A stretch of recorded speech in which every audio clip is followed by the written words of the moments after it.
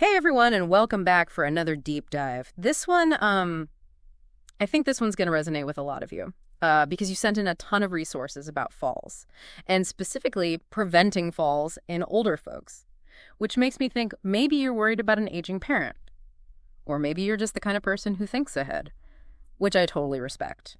Either way, I am super curious to dig into this, and lucky for us, we've got our expert here who, well, you're kind of an expert in everything, aren't you? I try to be. So before we even get into solutions, I think we have to really understand just how big of a problem this is, and these guidelines from NICE. And that stands for the National Institute for Health and Care Excellence here in the UK. They paint a pretty stark picture, don't they? Yeah, they really do. It's kind of alarming, actually. They're saying that 30% of people over 65, and then it jumps up to 50% for anyone over 80, they're experiencing at least one fall every year. Wow. And it's not just the physical injuries, right? I was going through the NICE guidelines, and they really hit hard on the cost to the NHS, like over £2.3 billion annually. But even beyond that, there's this huge impact on people's independence, their confidence, their quality of life. Right. Yeah, a fall can be totally life-altering. Yeah. Especially for older adults. It can really lead to this, fear of falling. Yeah. Which then makes people hesitant to move around. And then, ironically, that increases their risk of falling even more. So it's like this vicious cycle. It really is. So knowing just how common and impactful these falls are, let's jump into what we can actually do about it. The Age UK resources, especially their guide on preventing falls, really emphasize that this isn't just like an inevitable part of aging. There's actually a lot we can do. And I'm picturing a lot of you listening right now and thinking, well, hold on, I don't want to just wrap myself in bubble wrap and sit on the couch all day. Right. That's a valid point. Yeah. But luckily, that whole idea that less movement equals more safety, it's a myth. Age UK is very clear on that. Staying active is actually one of the most important things we can do to prevent falls. Okay, so this is where it gets interesting. The Chartered Society of Physiotherapy, or CSP for short, they go beyond just saying stay active. In their resource, Avoiding Trips and Falls at Home, they recommend things like strength training, flexibility exercises, and even Tai Chi. Now, I'll admit, when I saw Tai Chi in there, I was a little skeptical. I always kind of thought of it as more of a meditative practice. So does it really have a scientific basis for preventing falls? You know what's fascinating is there is solid evidence to support how effective Tai Chi is for balance and fall prevention. So it's not just about relaxation, those slow, controlled movements. They're actually training your body's proprioception, which is your awareness of where you are in space. And that enhanced proprioception, that's crucial for maintaining balance, especially as we get older. That makes so much sense. I love these deep dives because they always bust some myths, introduce new ideas. So we've talked about staying active, but what about our homes? I'm picturing my own place right now. I'm thinking it's fairly safe. I mean, I don't have stacks of books piled precariously around or anything. Right. Well, that's great. Yeah. You're mindful of those obvious hazards. But, sometimes it's the less obvious things. That can really trip us up, literally. Yeah. The CSP resource actually has a really helpful checklist for home safety. And it covers some things you might not immediately think of. Oh, yeah. You're talking about that checklist. I was reading through it, and I realized I definitely need to do some decluttering. Who knew all those piles of magazines could be a fall risk? Right. It's those little things. That can make a big difference. Yeah. And while some of those fixes are easy, like improving lighting or securing loose rugs, others might need a bit more planning, like installing grab bars or modifying bathroom fixtures. Okay, so let's say we've tackled the exercise part. We've made our home safer. But what happens if, despite our best efforts, we do fall? I'm thinking about that fear of lying there helpless, unable to get up. It's scary. It is. And that's why Age UK's advice on personal alarms is so important. Having a way to call for help quickly, that can be a literal lifesaver. Yeah, having that reassurance, I can see how that would make a huge difference, both practically and psychologically. But even with an alarm, isn't it still important to try and get up as soon as possible? Absolutely. Age UK really emphasizes that. Even if you don't feel injured right away, the longer you stay on the ground, the greater the risk of complications. This brings us to another point that the NICE guidelines highlight. The role of medications in fall risk. They're really strong on the potential dangers of psychotropic medications. Yeah, and that's a crucial point, because these medications, which affect our mental state, can significantly increase the risk of falls, especially in older adults. So are we talking about all types of these medications, or are there specific ones that are particularly risky? Well, certain types are definitely more problematic than others. For instance, benzodiazepines, which are often prescribed for anxiety, can cause drowsiness. and affect your reaction time, which makes falls more likely.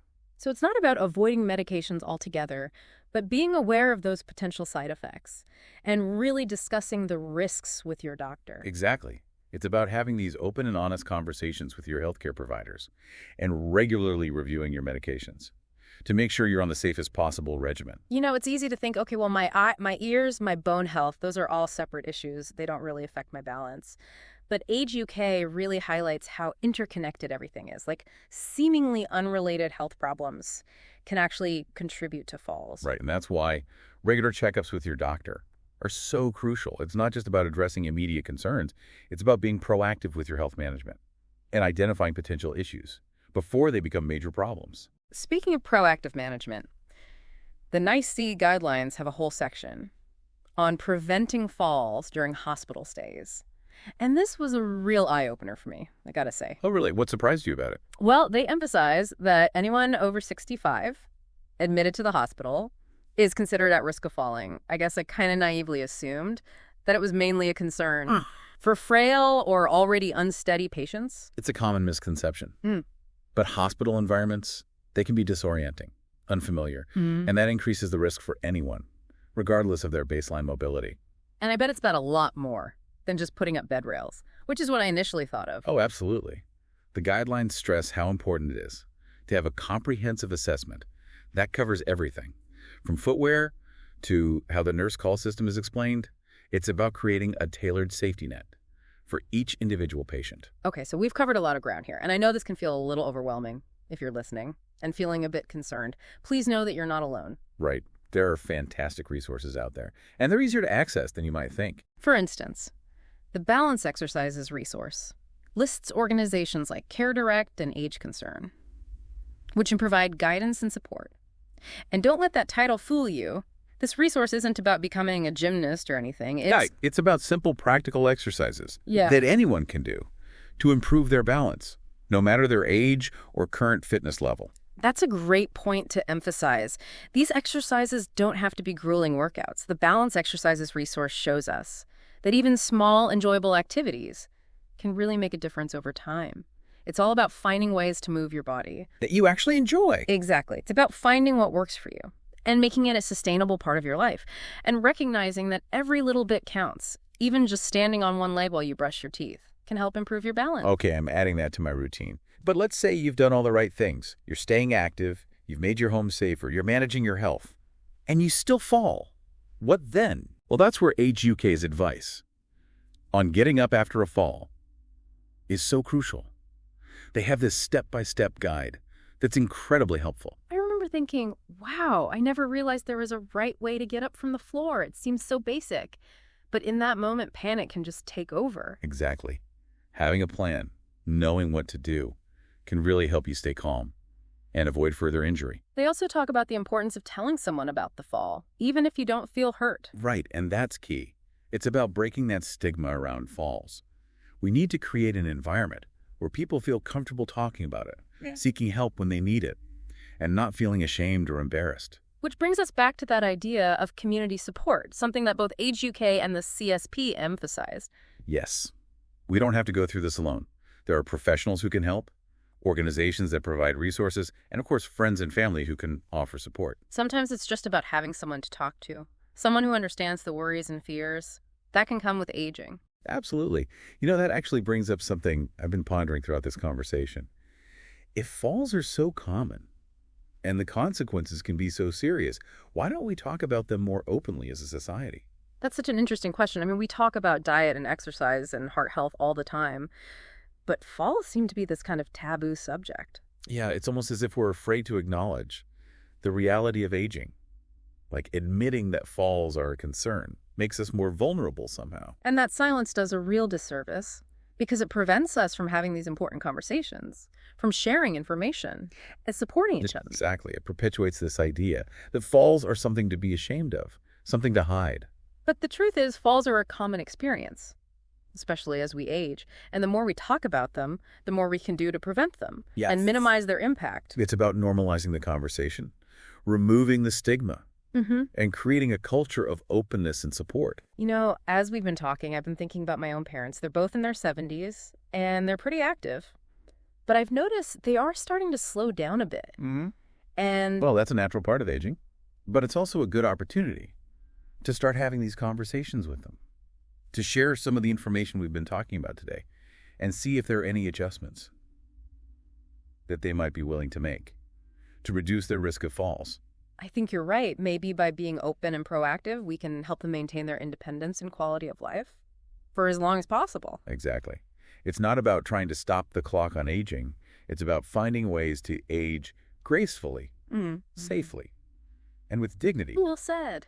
I'm feeling inspired, honestly. Like I can take on the world, or at least my own aging process, with a new sense of awareness and empowerment. That's the beauty of knowledge, isn't it? They can turn fear into action and uncertainty into confidence.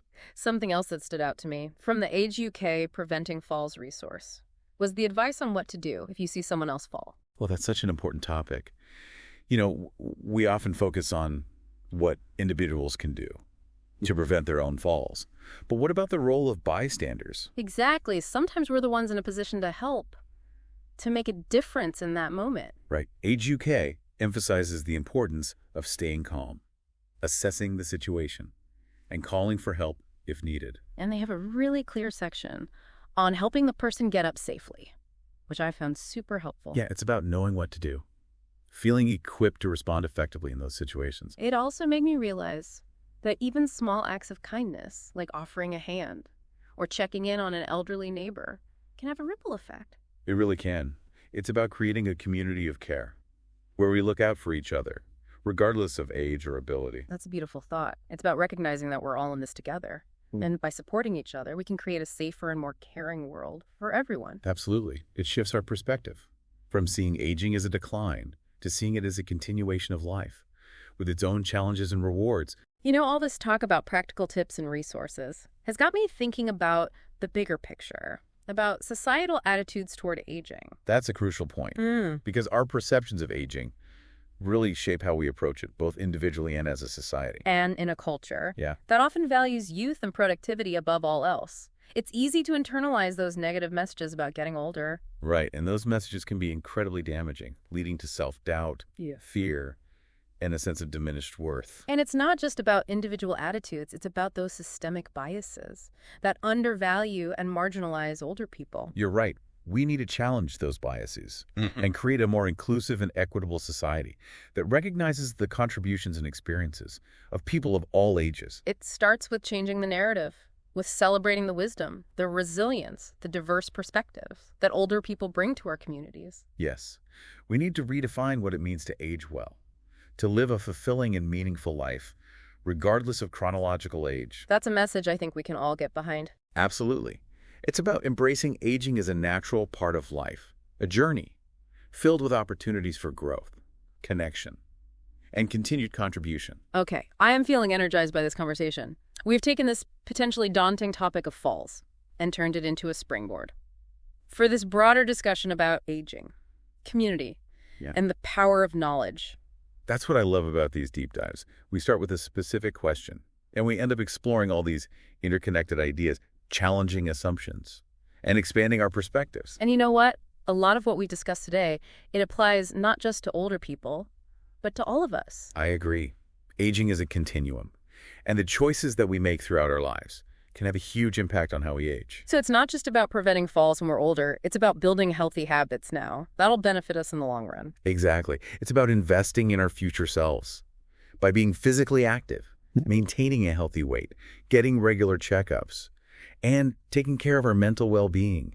And it's about creating those supportive environments, both at home and in our communities, that promote safety and well-being for everyone. Right. Ultimately, it's about recognizing that aging is a shared human experience. We all go through it.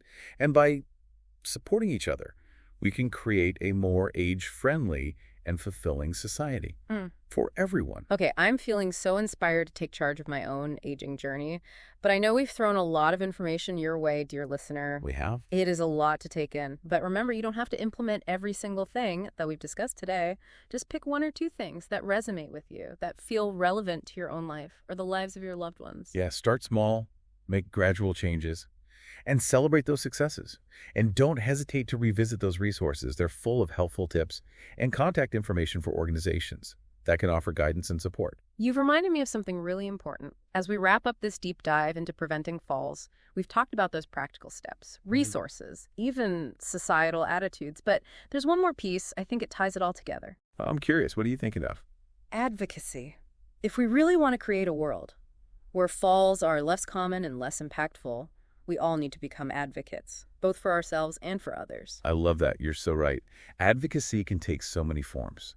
It can be as simple as talking to your doctor about your concerns, asking for a fall risk assessment, or requesting home modifications. Or it could mean supporting research into new interventions for fall prevention, advocating for better policies, more funding for community programs, raising awareness in our neighborhoods, even just offering a helping hand to an older adult in our community. Right. Every voice matters. Every action makes a difference. So, dear listener, as we finish this deep dive, I hope you're feeling empowered, not overwhelmed. We've given you a lot to think about, a lot of tools to work with. Now it's up to you to take that knowledge and make it your own. Talk to your doctor. Connect with local organizations. Reach out to friends and family. And most importantly, don't be afraid to ask questions and share your concerns. This has been such an insightful journey. Thank you for diving in with us. Remember, knowledge is power. Use it wisely. Share it generously. And most importantly, stay curious. Yeah, it really is about shifting that mindset, from viewing exercise as this chore to seeing it as an investment in our future well-being. Ooh, I like that. An investment in our future selves. Yeah. That's much more motivating than punishment, right? But I think there's still this fear that as we age, our bodies are just going to betray us no matter what. I get that. That fear is understandable. But it goes back to what we were saying earlier. Yeah. Falls aren't inevitable. Yeah. Just because we're aging, yes, our bodies change, but that doesn't mean we lose control completely. It's about adapting, understanding our limitations, and finding ways to stay active and engaged. So not denying the aging process, but approaching it with a sense of, I don't know, informed empowerment. That's it. Exactly. And knowledge really is power in this case. The more we understand about the risks and what we can do to reduce those risks, the more control we have over our own aging journey. Which is, of course, what we're trying to do here. We're not just throwing facts at you. We want you to connect those facts to your own life, your own situation.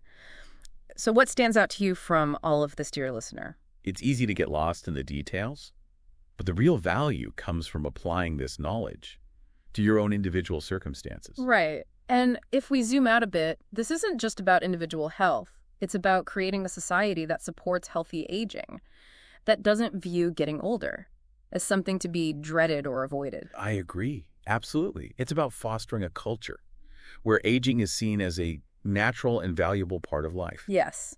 Not something to be feared or hidden away. Exactly. You know, when I was reading the Staying Steady guide from Age UK, something really struck me. They talked about how that fear of falling can actually lead to more falls because it makes people hesitant and less confident in their movements. It's true. It's that classic self-fulfilling prophecy. Yeah. And it really highlights that psychological side of this issue.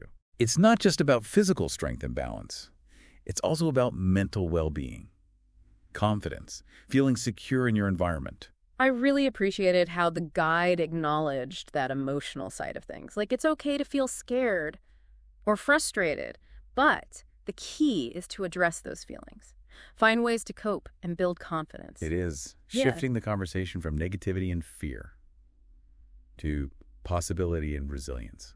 I remember when I first started learning about strength training, my initial thought was, oh, great, now I have to join a gym, become a bodybuilder. But then I found that Balance Exercises resource, and it was such a relief. They have all these simple moves that you can do at home, even while you're watching TV. Such a powerful message. It doesn't have to be complicated or time-consuming.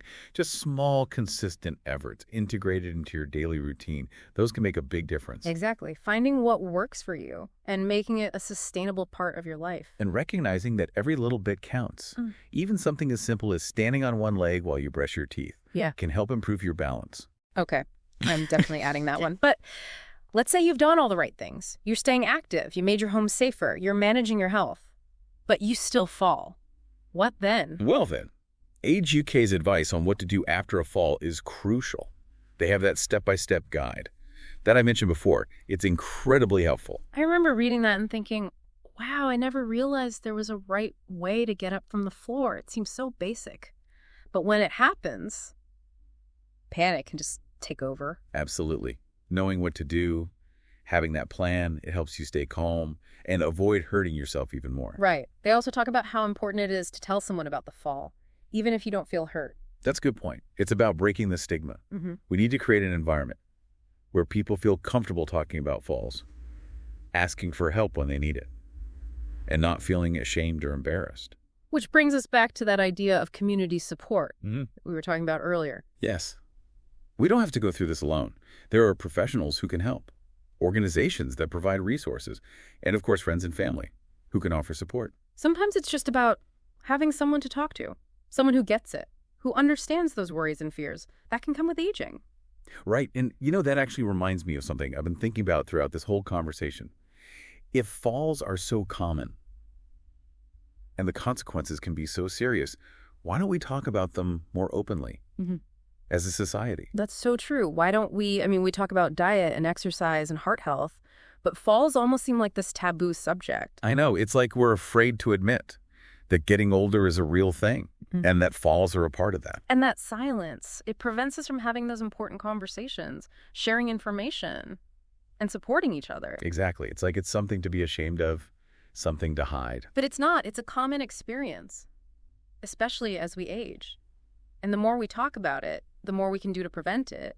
Right. It's about normalizing the conversation, removing the stigma, and creating that culture of openness and support. As we're talking, I've been thinking about my own parents. They're in their 70s now, and they're fairly active, but I have noticed that they're slowing down a bit. That's understandable. It's a natural part of aging, but it's also a good time to start having these conversations. Share some of the information we've talked about today, and just see if there are any adjustments they might be willing to make to reduce their own risk. I think you're right. Maybe by being open and proactive, we can help them stay independent and maintain their quality of life for as long as possible. Right. It's not about stopping the clock. It's about finding ways to age gracefully, safely, and with dignity. That is well said. You know what? This conversation has really inspired me. I feel like I can take on the world now, or at least my own aging process, with more awareness and a sense of empowerment. That's great. That's what it's all about, turning that fear into action and uncertainty into confidence. Now, something else that stood out to me from that Age UK resource was their advice on what to do if you see someone else fall. Oh, yeah. That's important. We often focus on what we can do for ourselves. Yeah. But sometimes we're in a position to help someone else. Exactly. Being that bystander, Age UK talks about how important it is to stay calm, assess the situation, and call for help if you need to. And they have a whole section on how to help that person get up safely, which I thought was really great. Yeah. It's about knowing what to do so you feel equipped to handle the situation. And it made me realize that even those small acts of kindness, like offering a hand or just checking in on an elderly neighbor, those can make a real difference. They do. It's all about creating a community of care where we look out for each other no matter what. It's beautiful to think that we're all in this together.